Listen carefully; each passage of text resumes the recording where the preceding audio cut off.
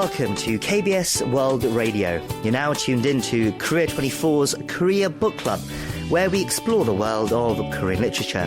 This is our weekend replay edition, playing back our book segment from Wednesday's show. We hope you enjoy it. I'm your host, Kwon Jang-woo. With me now is our wonderful literary critic, Barry Welsh, with another book for us to discover.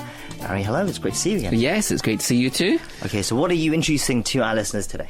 So this week we are reviewing a poetry collection that was translated and published last year, and it's called Poverty Must Persist, and the poet is Kim Sayi. The Korean title is 가난은 유지되어야 한다, and this collection is actually the 32nd volume of the K-Poet series, which is published by Asia Publishers, and we've dipped into that series in the past. The translator is Sunny Che, who's a translator and lecturer at Ewha Women's University, and previously we've reviewed her excellent translations of Maya in Tokyo and Love in Sapa. And the poet Kim Sayi, she hails from Haenam, which is in the Cholan-Namdo area, and her journey as a poet began when she joined the Guro Workers Literary Society, and this has been a big influence on her work and previous collections and this collection too. Her first poems appeared in the Poetry Review quarterly journal in 2002, and that marked her entrance into the Korean literature scene. This collection is her third collection, and it follows The Day I Quit Reflecting and I Say I'm Not Doing Anything. And Kim is known for and celebrated for vividly depicting workplace issues, so sort of absurd issues in the workplace, and especially the struggles of female workers. And this is something she focused on in those earlier collections. She continues to explore life's and society's irrational elements in this latest collection of poems. And unfortunately, instead of seeing an improvement, the social landscape appears to be deteriorating in Kim's analysis and depiction in these poems for the most part. And she doesn't shy away from acknowledging the distress, but rather empathizes with the suffering she sees in the world. And it seems like she's using her poetry as a vehicle or a medium to express solidarity and resistance with people suffering and struggling. Yes, the title, Poverty Must Persist. It's certainly an interesting one, an arresting one, I would say. I understand that this thought-provoking collection has stirred the waters of modern Korean poetry. Let's explore a bit more why. Can you give us an overview of Poverty Must Persist and its significance in contemporary Korean poetry? Okay, absolutely. So the poems in Poverty Must Persist, for the most part, contain piercing and rather pointed explorations of modern socio-economic disparities. They're generally written and crafted with Kim's sharp wit and lyrical prowess, and I think the collection mainly stands out for its raw portrayal of life's hardships, but this is at times juxtaposed with moments of quite stark beauty. And Kim has, I think, quite a unique voice that resonates within modern Korean literature, and her poems offer a fresh perspective on what are enduring and common themes in Korean poetry and literature in general. And these are themes of struggle and resilience. She sort of brings a fresh outlook, I think, to these issues, these themes. And the translator of the collection explained to me that, I'll quote a little here, the title of the collection is a criticism of systemic poverty used to maintain social order, i.e. With built-in inequalities. And that's certainly something that we can see in this collection. So, for example, in a poem such as Under a Solid Roof, this describes a society in which, quote, refined rational desire and flexible resolve serve to persecute the poor for being poor. And this it's a theme that recurs throughout the collection.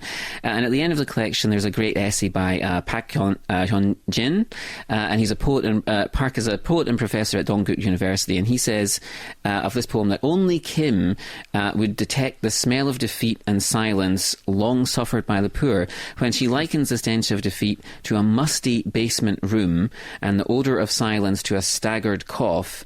The figure of speech extends beyond the rhetorical flourish, kindling the heartening pain experienced only when life overlaps with poetry. Wow, interesting. So she's tackling some very complex and weighty ideas in this collection then, it seems like you're hinting at. Sounds fascinating. What sorts of themes does she explore, and how does perhaps the writing style and translation contribute to the impact of the poems as well? Right, so what Kim is navigating here are the themes of poverty, social injustice, and the human spirit's endurance through these things.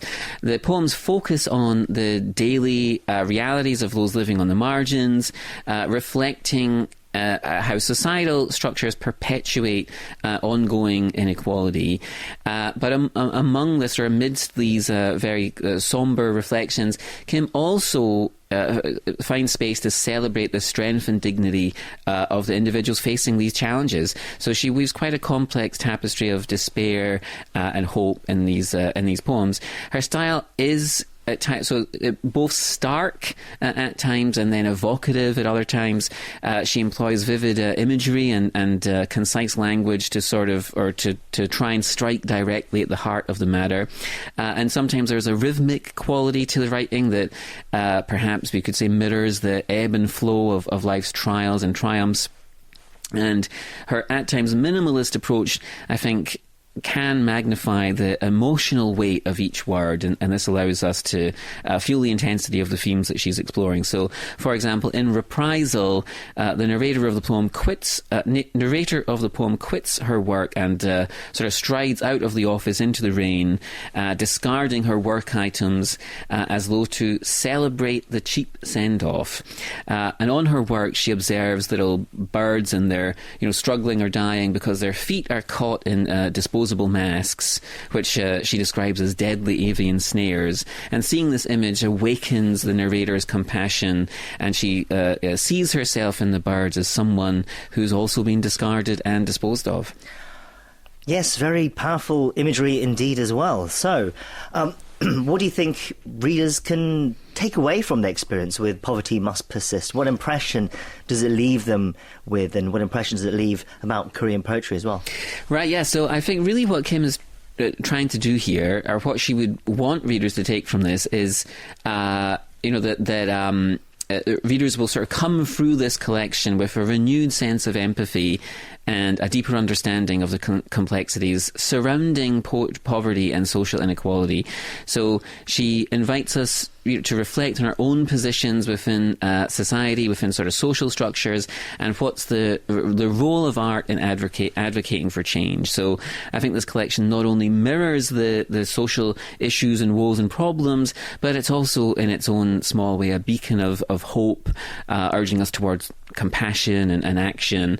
And I think it's a significant addition to Korean poetry, and it's one that challenges us to look beyond the surface and connect with the human stories behind the sort of social problems we read about in the newspaper or see on the television.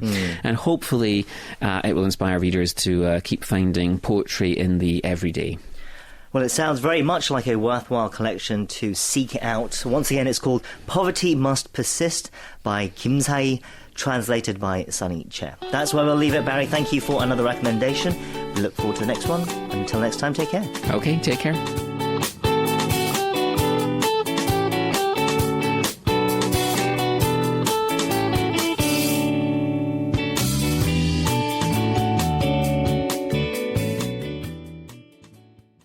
KBS World Radio